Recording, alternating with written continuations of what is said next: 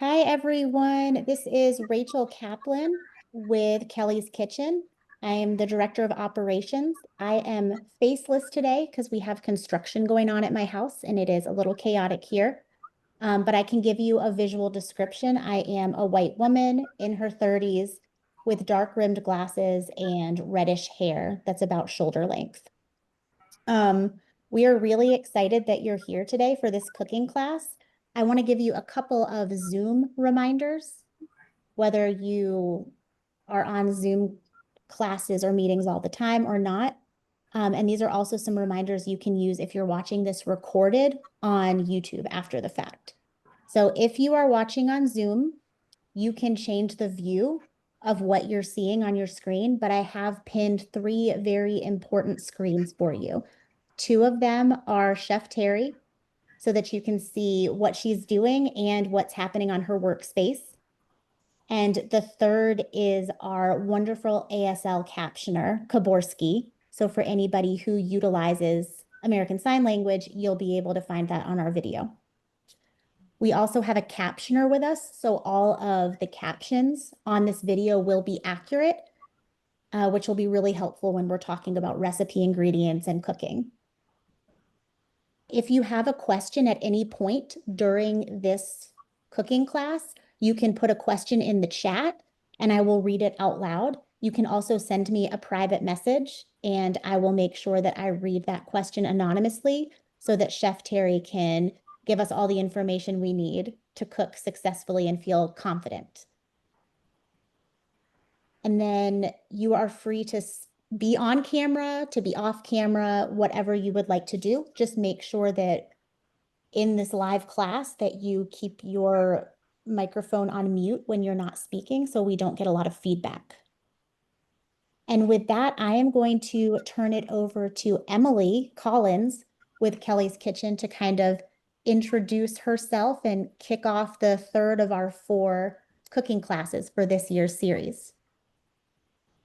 Hi, everyone. My name is Emily Collins, and I am the project coordinator here at Kelly's Kitchen. And we are super excited to be making zucchini bites with the color coded chef. We are excited to see what's in store. So, Terry, I'm going to hand this over to you, and thank you for doing these classes. Absolutely. It is my pleasure. My name is Terry Jordan, and I am the color-coded chef. We're going to get started with our recipe here in just a moment. But I actually felt like I needed to talk about a couple things that we need to be aware of when we're cooking. I have really, really, really long hair, and long hair has no place to be in the food where we're cooking. So you need to tuck it in a rubber band. In my case, I'm actually have it braided and I'm going to go tuck it down the back of my shirt so it is completely out of the way.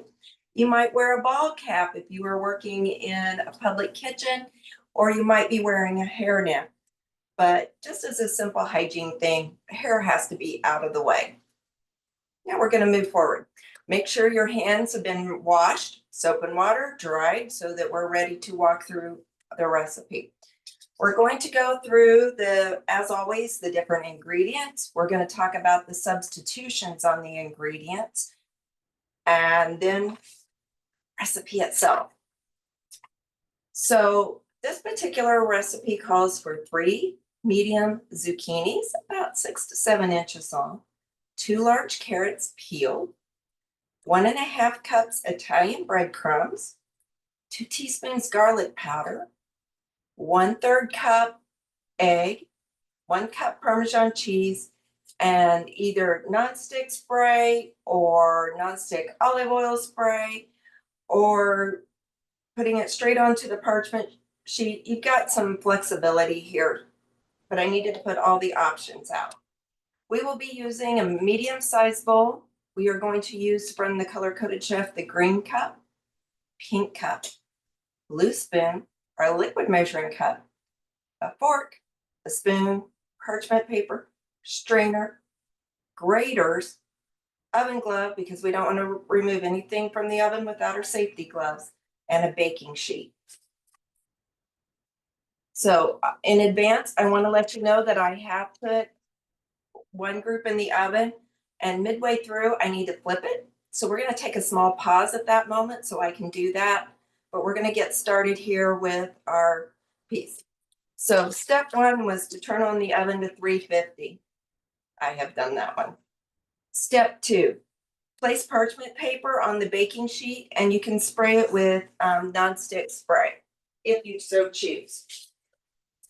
Now, a lot of people say these zucchini bites kind of smell like garlic bread when they're cooking. And some people like a little bit of olive oil taste. And so that's where that nonstick spray comes in handy to put it on there without dousing. Terry, Now, I yes, do have a quick question. For people who have not attended or watched one of our previous cooking classes where you actually talk about why you use parchment paper versus other things, can you just give a really quick overview of why we're using that and why we shouldn't use something else instead? absolutely. And thank you for bringing that up. There are different types of paper out there that you can use in your kitchen. You might see freezer paper, which will be paperish on one side and it's glossy on the other. And you wrap your meats to put those in the freezer so that nothing will get freezer burned. And it helps protect the meat in the freezer.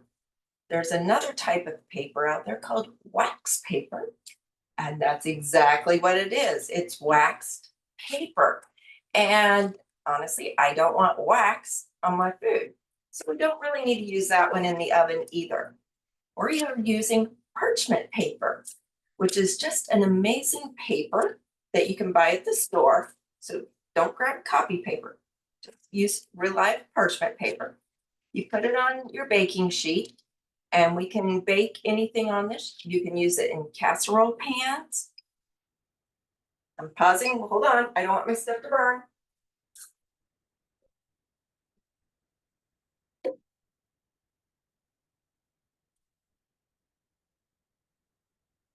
Oh, folks, I just want to tell you that this smells incredible at the moment. This is going to be a rough day having this already cooking in my oven and making a second batch. Let me tell you.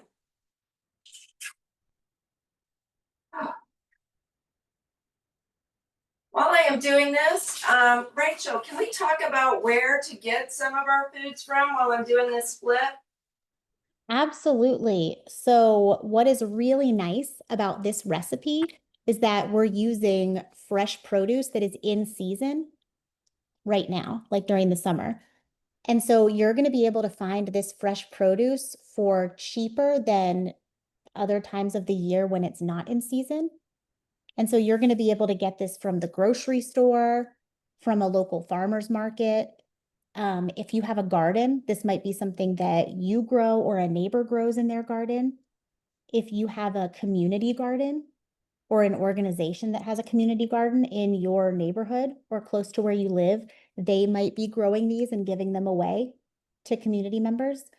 So this is oftentimes the best time to cook with fresh vegetables because you can find them a lot easier and they're going to be cheaper. And just as a reminder, most places have a farmer's market at least once a week. A lot of places will have like a Saturday farmer's market or a Sunday farmer's market. And this is where you can actually buy this produce at a lower cost from a producer in your area. So from a local farmer. And that's a really nice way to support local and to support your own neighbors and community members. Could you explain while I finish up here, your SNAP dollars with some farmers markets? Yes. So what is really cool that some people do not know is that you can use, if you have SNAP benefits that you use to purchase food, you can use SNAP at many farmers markets. So you don't just have to use them at a grocery store. You can actually use them at the farmers market, and some farmers markets have a lot of incentives where they'll actually allow you to get more produce if you're buying it local from the farmers market. And so when I send a follow-up email or when this video is available on YouTube, I will make sure that in the description, we link some websites to learn more about SNAP and farmers markets, especially since I believe this week is National Farmers Market Week. And so this is a really good time to be talking about farmers markets and how we can use SNAP benefits and use food stamps in that way. Thank you so much. I appreciate you jumping in and helping out with that information. I am doing a quick peel on my carrots to have them ready to go. Now, as always, you want to wash your fruits and vegetables ahead of time, like I did with your fruit and vegetable wash, because you want to remove any type of chemicals or anything that might have come from a garden um, or from the grocery store, just to be ready with it. Okay, this is the part where I'm excited about. We're going to first talk about the zucchini. Then we're going to talk about how to grate zucchini. And there happens to be a couple different methods to look at. And we're going to progress from there. So zucchini first. The recipe calls for 3 zucchinis. Okay.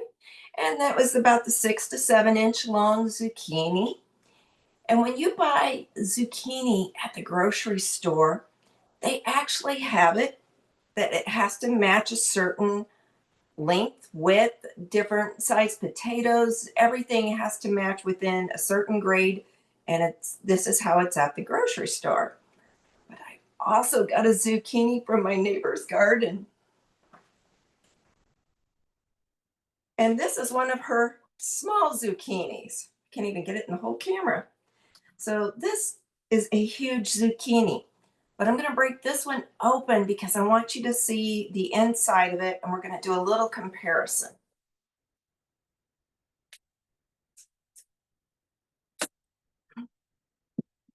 Now, those of you who have been on videos before know that I'm going to take the stuff that drops in my sink here, and I am going to take it out to my composter later. Yeah.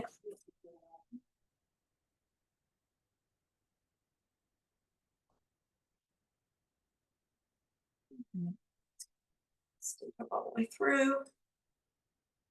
It's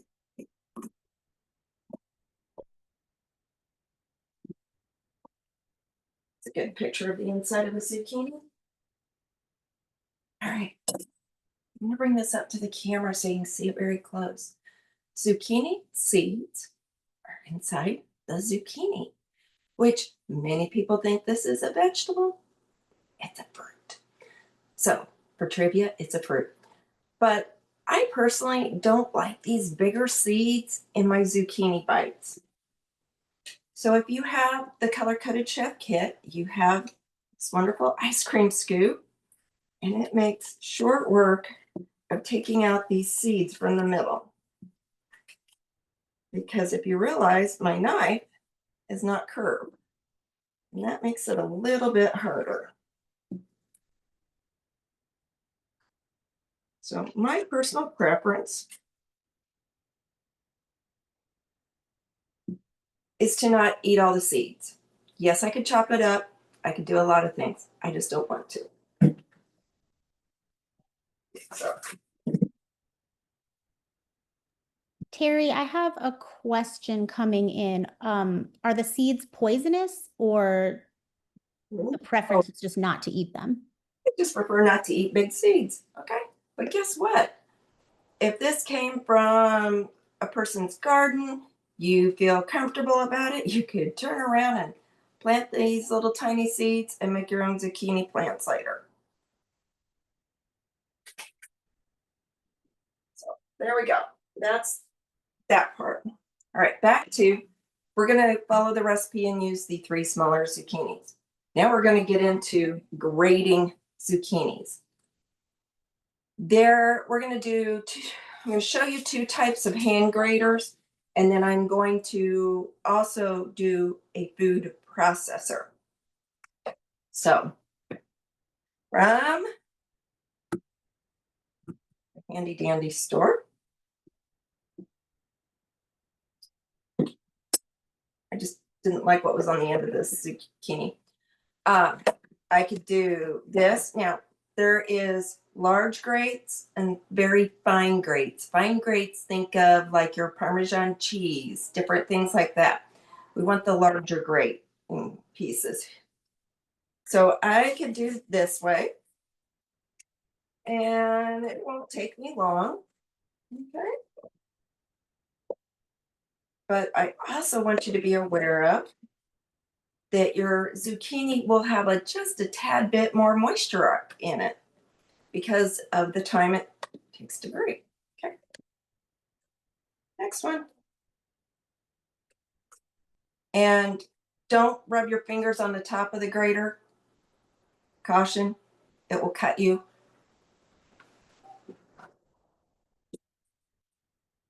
Yeah.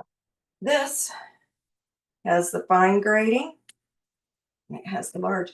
This one's a little bit different because remember how I was holding the other one into the bowl? Well, this one I can put in there, anchor, have a little bit more control.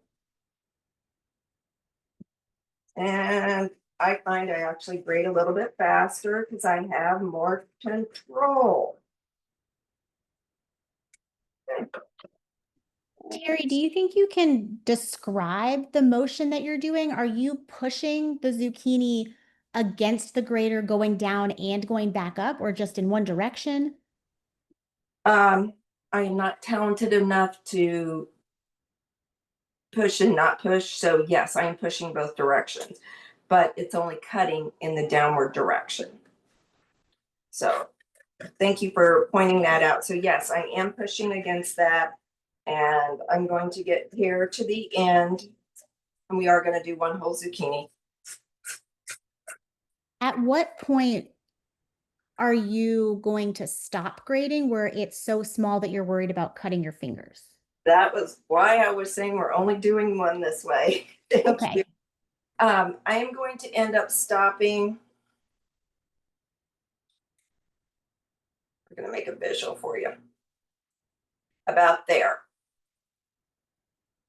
because I don't want my fingers or nails to get caught in the grater because it will cut. So safety point here. So please be cautious. Please be careful. So Terry, this is Emily. Would it be, is there like some gloves that you could have or order to prevent getting cut if this is the only grater that you have? Good question. There is a product called No Cut Gloves, and you can put them on. You can use them. They are usable. Okay, it is a safety piece that you can use. And if this is all you have, I am going to recommend that you do that. If you have control and can do this on your own, I'm okay with that too. And there's my line. Okay.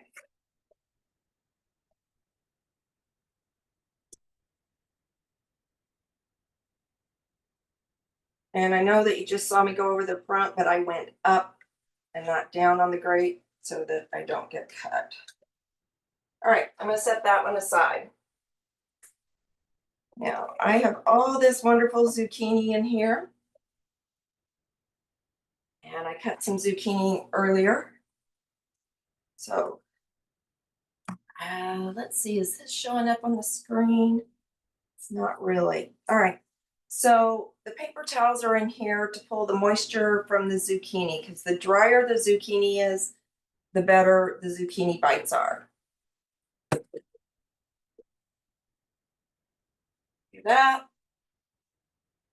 And I'm going to take my stuff out of the oven. That's what I'm going to do.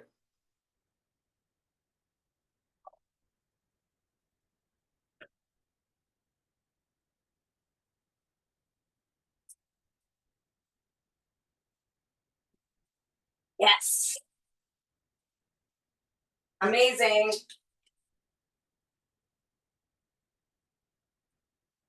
Yes.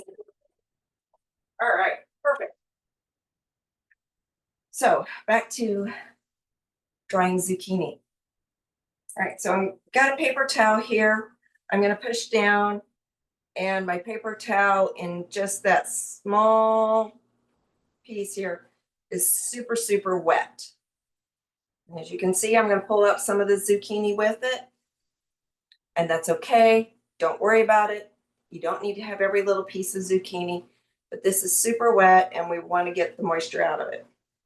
But I got 2 more zucchinis to go and some carrots.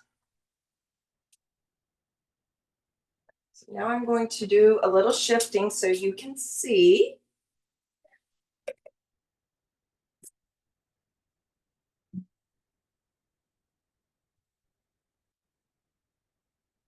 All right. Now, not everyone has access to a food processor, and they come in different sizes.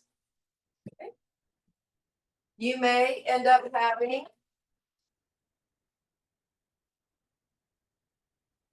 a teeny tiny food processor, which we have used before for this class for different things.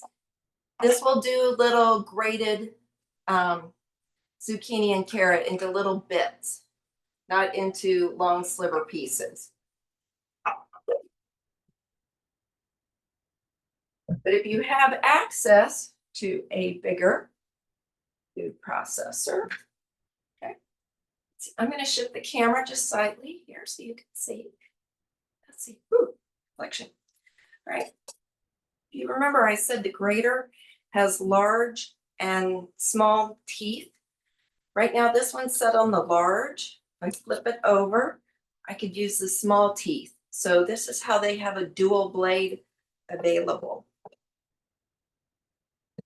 All right, putting it in. I am going to put the lid on.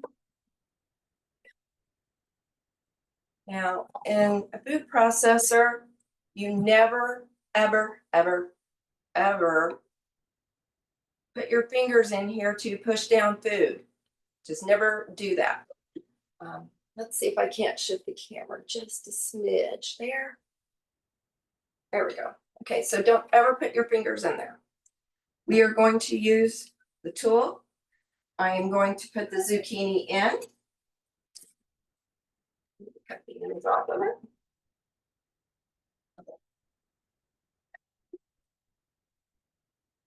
The zucchini actually is a little bit too fat to go in there, so I'm going to have to cut it in half.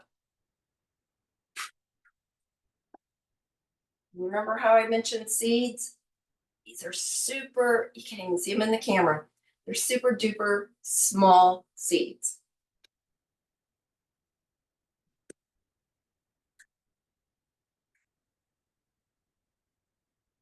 So see how I have this up here? When this zucchini gets down to the level, I am going to use my tool to finish pushing this on in. Now I'm going to turn it on, make a little noise. Here we go.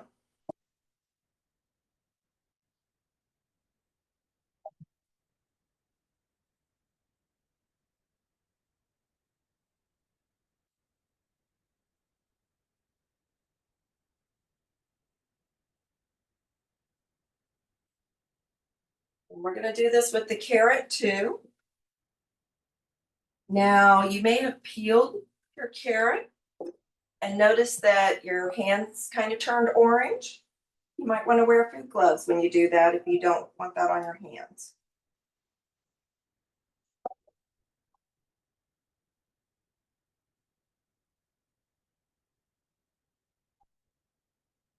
It's 2 pieces of zucchini. Terry, for people who have not used a food processor before, who maybe will want to go out and buy one and start using it, do you have any kind of tips of, like, I see that you're using a plastic piece to push the vegetables in. Does that come with it? How full can you let it get? They come in a variety of sizes. This is the largest one.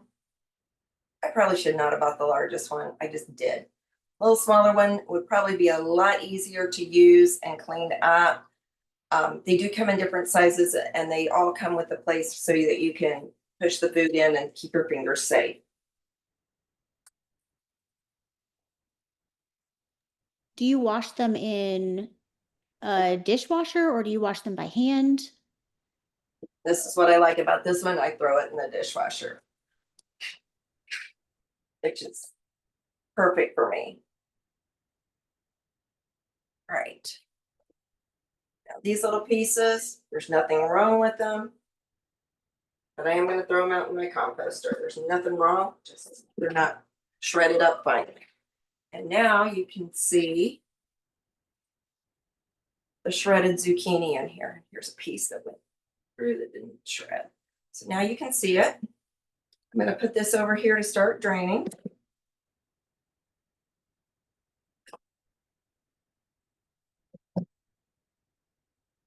Let's see, this is the longest part. It's trying to get all the moisture out of the zucchini.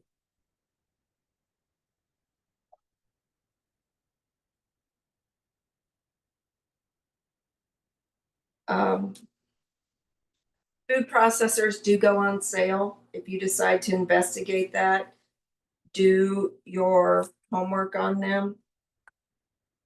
Just do your homework. There's different types, different brands, different everything out there. But do your homework. All right, so how's that show? My hand. All right, so that larger blade, this is how fine it grated up the zucchini into small pieces. Now, let's see if I can do this. Here. Here is from the hand grated. You see how it's just a little bit different? Not much, but it just is a little bit different.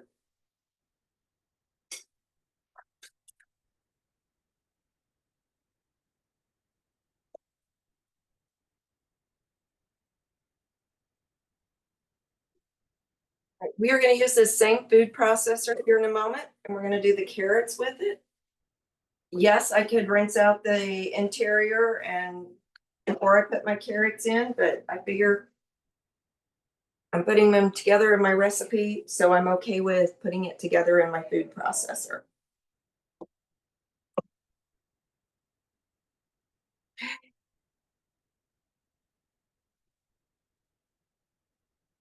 There we go.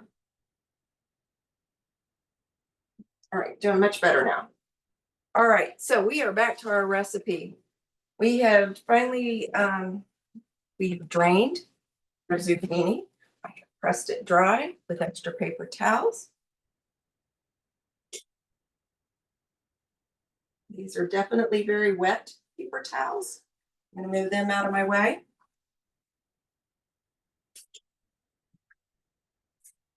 All right, our recipe calls for 4 green cups of zucchini.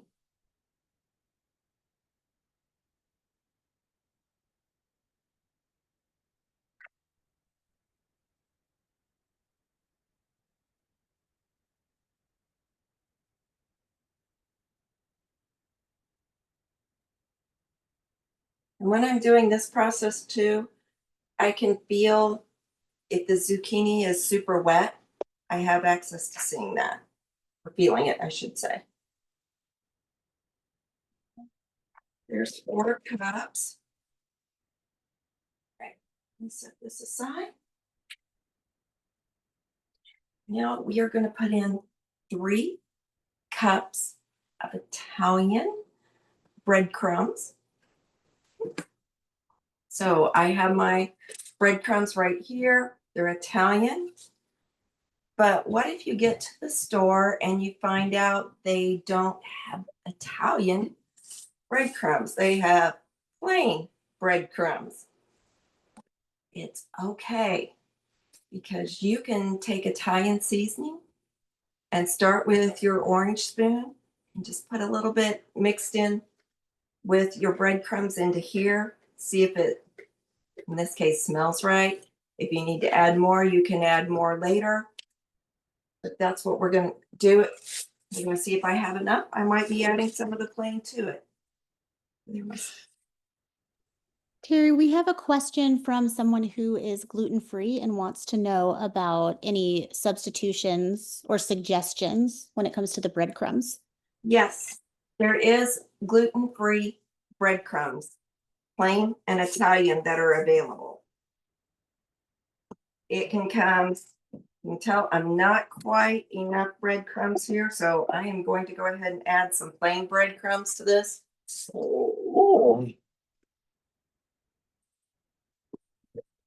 So they do come in a bag, in a canister, different ways, but you can find gluten-free breadcrumbs. Thank you for that question, and I appreciate that. So I am not going to add any extra seasoning. I just needed the little bit of extra breadcrumbs to go there. My next ingredient is 2 blue spoons of garlic powder. And I'm using the glass to tap and make the garlic level.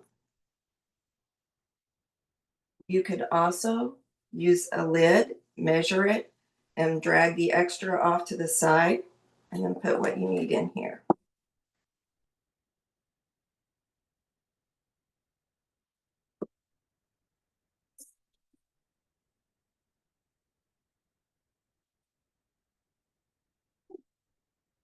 All right, we are done with step number 8. We're going to move on to step number 9. Our next piece is we're going to add egg. Now, if you remember from previous episodes, that our egg can be liquid egg format, or you could choose to old-fashioned way, crack an egg and put it into your measuring cup. But our goal here is to get to the blue line, which is 1/3 measuring cup. Apologies here.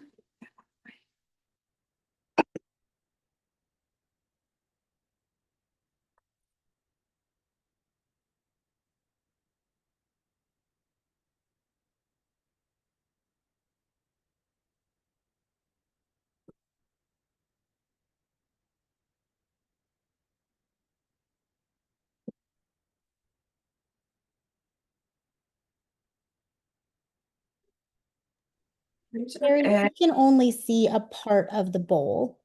Thank you, ma'am, for letting me know that. I will shift. My Yep, now we can see the whole thing. phone shifted on me a moment ago and I saw it, so tried to fix.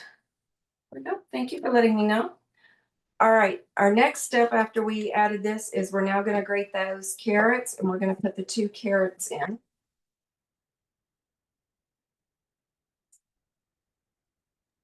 I do have a question that just came in about egg substitute. If you either can't eat eggs or you're vegan or have an allergy or anything like that.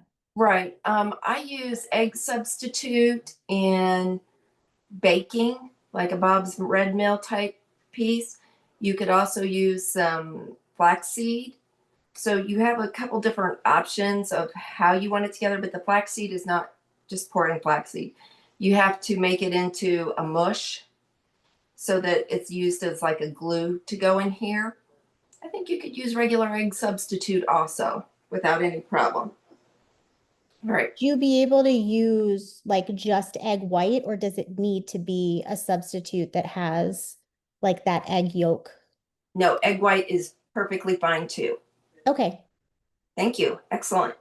I'm going to cut the ends off of my carrots because I don't want those tops in my zucchini bites.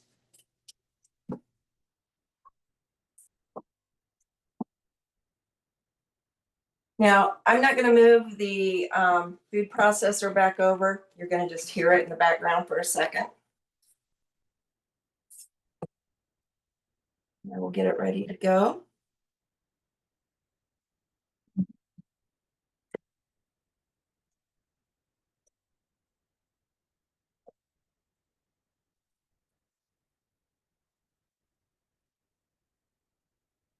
was a close-up view for everyone, wasn't it? Can you help me? My phone just fell out into the. It came undone over there on the thing. Yeah, it was up there. Please. Okay, what other important trivia do we have to discuss for a second? It's okay. Emily, if you wanted to, I know that with Kelly's Kitchen, Yeah. you're working on some really cool things when it comes to community gardens or accessible gardens. And this seems like a really great place to talk about that. We're talking about produce and we have some time. If you would like to just say anything about that. Yeah, I sure can. So, Kelly's Kitchen is currently looking for some places in the Phoenix, Arizona area and a couple other places throughout the US to put a community garden. They've also just put one in Grantsville, West Virginia. And what's really cool about that is it allows the community to have access to free, fresh produce so that they can have healthy and nutritious produce to make meals or have a snack. And the community has been really good about lending a hand and helping ensure that it's watered, it's taken care of, and then we've also, when the garden beds were built, we built them up and then built a place for people to be able to sit on the edge and grab some veggies or fruits, so that they didn't have to sit on the ground. Um, and so I've enjoyed it. It's been a really fun project, and we're hoping to continue on that. We're getting ready to put a document out on how to start a community garden in your area. If that is something you would like, just send us an email and we can get that to you. Can you think of anything else, Rachel? No, I think that you did a really good job going over that. We, as an organization, we have been placing a lot more focus on community gardening and mutual aid and how to support one another because we know that food prices are going up and we know that there's also a lot of uncertainty and fear about what might happen with SNAP benefits. And so we are trying to figure out some ways to help people feel comfortable and confident and connected to their community by knowing how to garden, having a space to garden, being able to grow fresh produce or even feel comfortable trying that out, regardless of what type of disability they have, or what accommodations they might need. So if that's something you're interested in, it's something that we are focusing on, and we would love to talk to you all about it. Absolutely. I agree with that, Rachel.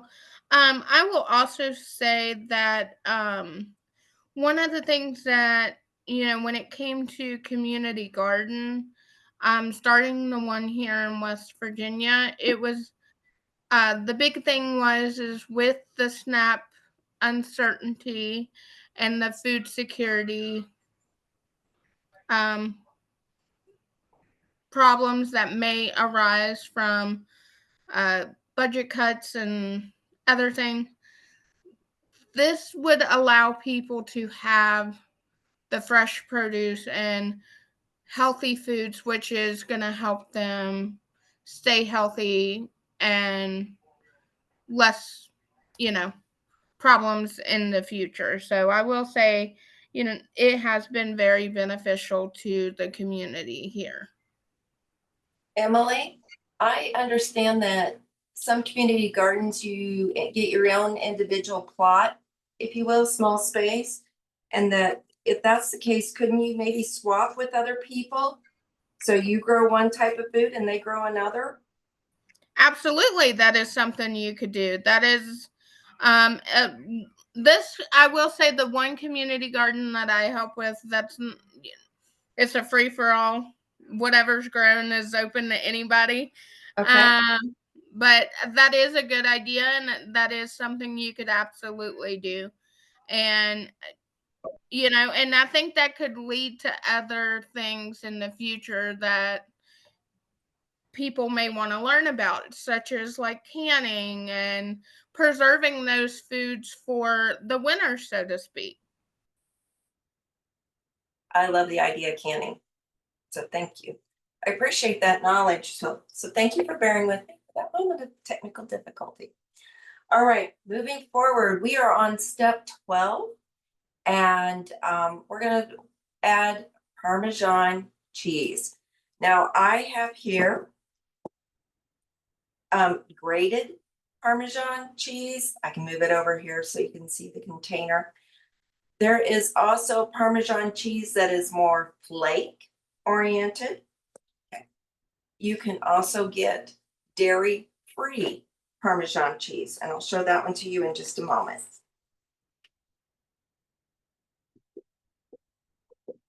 Let me get this added.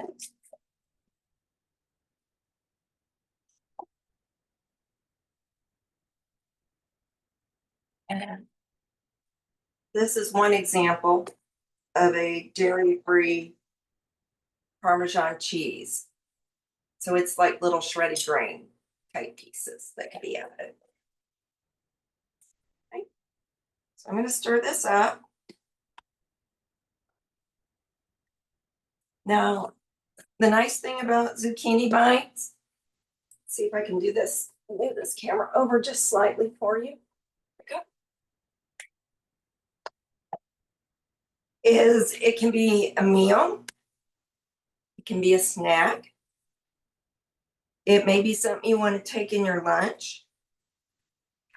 You could warm it up in a microwave if that's at your workplace. My older son used to just eat them cold after they were cooked. At his workplace, he was comfortable with that.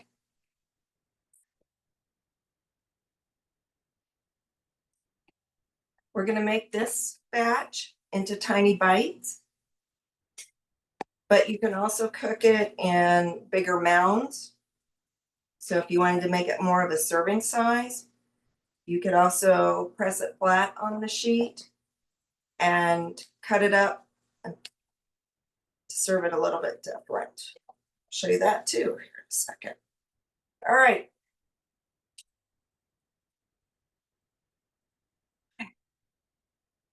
So I'm going to take my little spoon because I don't want my hand feeling all that. I'm going to go ahead and put on a food glove for this particular part.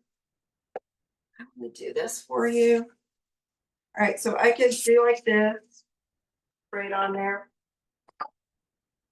You could also spritz oil with an oil sprayer.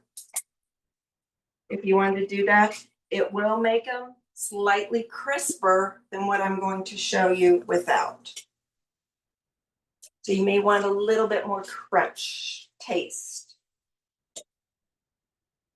Not crunchy, just crunch. I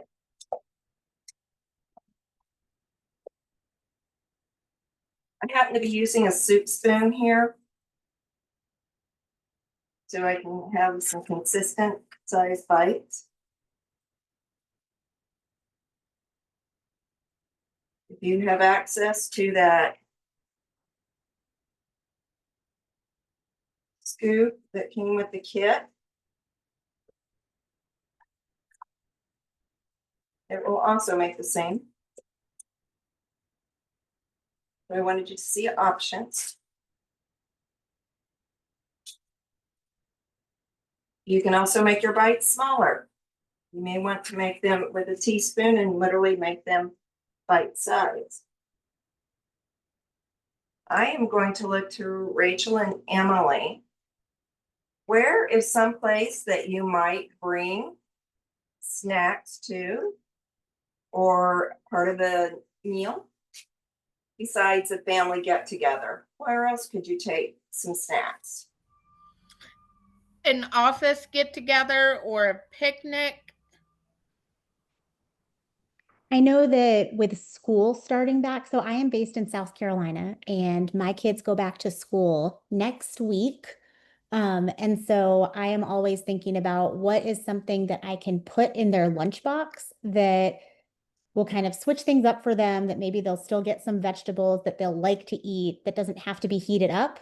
And since Terry, you mentioned that your son likes to eat them cold, I'm wondering if this would be something good to put in their lunch for school, or even, if I have a meeting and I need to bring something with me, I could bring that.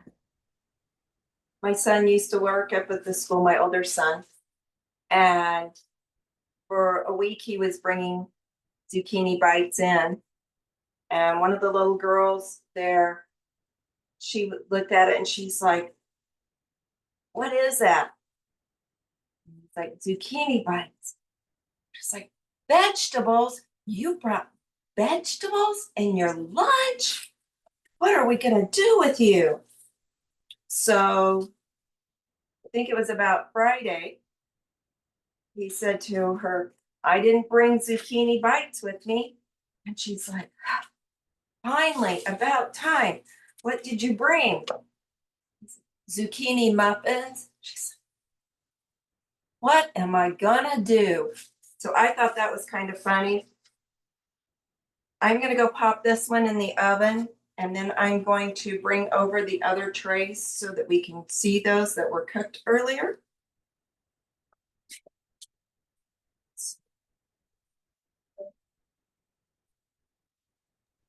And while Terry is doing that, I don't know if you saw before, but she's holding her oven mitt, and I'm sure she's going to show that to you, but you definitely want to make sure you don't burn yourself when you are putting stuff into the oven, because even when you're putting the baking sheet in, the oven is still hot, even if the baking sheet is not. And the baking sheet is definitely going to be hot when you go to take it out. Yes, it is. All right. I want to grab this one first. All right. So these were the zucchini bites that I made earlier, and my son snuck in here and took one. But they held together. You can see it's just a snack size bite. And these trays are, now they're almost cool. Tad warm, but they're not super hot now. And this one, I took the other half of the batch and I mashed it out. So instead tonight, this will get served like this on the plate. So this will be the whole vegetable piece.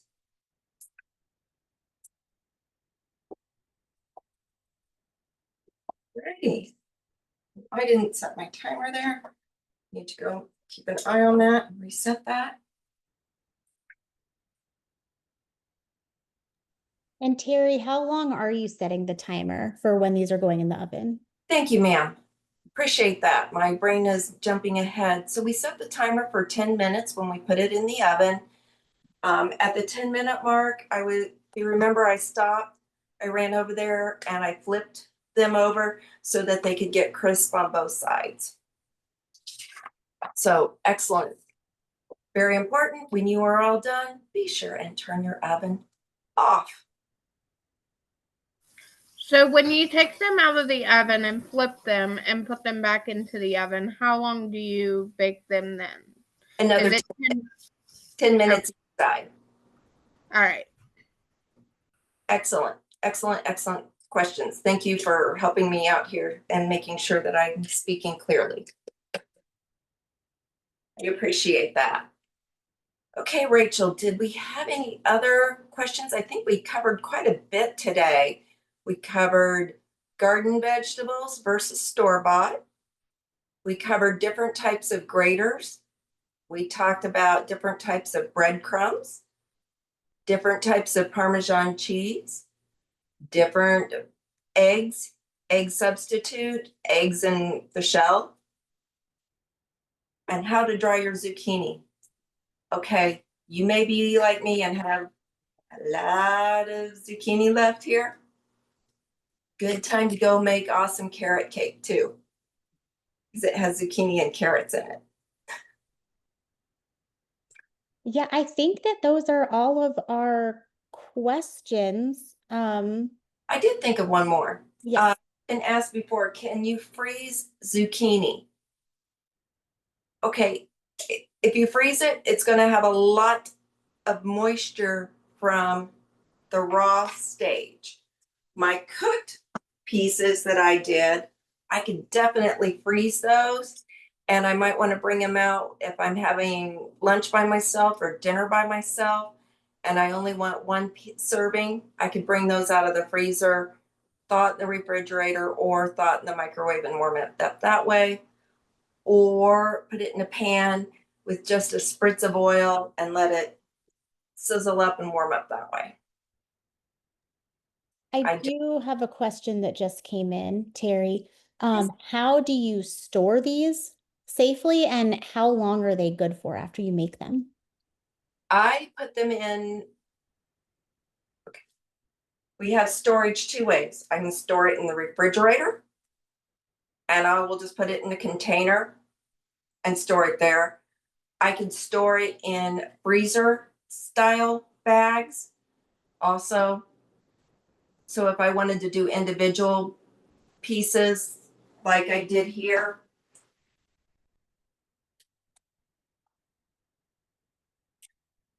this size I would take and put into a freezer type bag, a quart bag, the smallest possible, and then save it by itself. You also may have freezer type containers that work well too if you prefer not to use a lot of plastic bags. I can show. And that's because they have egg in them, right? You can't just store them on the counter. You, it's cooked food, so yes, ma'am. Correct. And I'm grabbing a container. So this is just a container I have that can go into the freezer and then bring it into the refrigerator.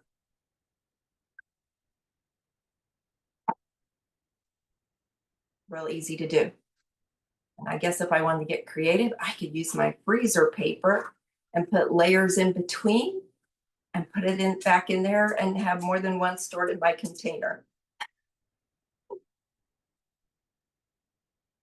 And how many days do you think they're good for after you make them that you can In our still eat? house, they've never lasted more than 4 days.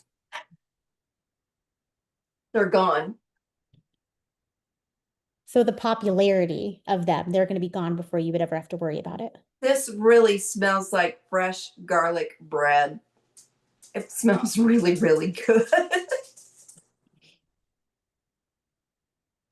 So I would say just popularity, they're going to be gone quickly. Past that, I typically would not store anything like this more than 4 to 5 days in the fridge. No more. Okay, perfect. Okay.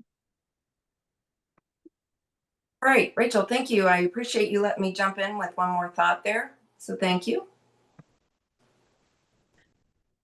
Yeah, absolutely. And if anybody ever thinks of a question afterwards, you're always free to reach out and contact us. We will find out the answers even if we don't know it ourselves. This is always a learning opportunity for everybody involved. We all have an opportunity to get better with cooking, and we're just really excited that Terry is helping guide us on this journey. So I was looking for the next cooking class that we have. I believe it's November. That's what I thought. But I can go ahead and talk about the upcoming class, what we're going to talk about then. Yeah, just to give people an idea of what we'll be doing. And as a reminder, this next class is the last one in our cooking series for this year, for 2025. And so we'll talk about life after that, after we talk about this final upcoming class, which is, I just found the date. It is Tuesday, November 4th at 4:30 p.m. Eastern Time. So that particular class, we I am going to cook a turkey in advance. I am going to cut the meat off the turkey and I'm going to get it ready to go for my Thanksgiving day because I'm actually going to freeze my cooked turkey and have it ready. But we're going to talk about what do you do with your turkey leftovers. And we're going to show how to take all the meat off of a turkey bone, how to use your turkey bones and make stock. So you can make maybe a turkey and rice soup to eat on a different day. So you don't have to have the full Thanksgiving meal each time. We're also going to talk about how to use bits of turkey and make it into other recipes like a turkey tetrazzini and give it a little bit more life that way. We will talk about how you can store gravy and turkey and make it for a future meal. And we'll be using, excuse me, ice cube trays to do that particular step. And so that will be there to go. And I think this will be an exciting session just to learn what to do with some of our turkey leftovers. And then you'll be prepared for Thanksgiving Day. Great. That sounds delicious. I'm really looking forward to that, Terry.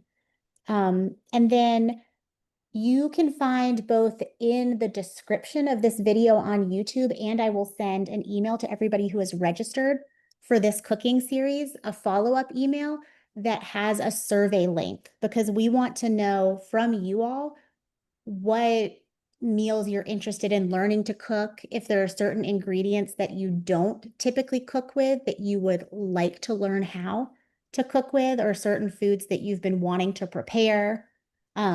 So really, we just want to hear from you because we have been kind of making decisions as a team on some recipes and some skill building for the past 2 years of series. And we feel like this is a really great opportunity to figure out what you want to see out of these classes. So again, I'll link that survey link. It'll be very short, very quick, and it will be accessible. You'll just fill out this quick survey and let us know what it is you would like to see in future cooking classes.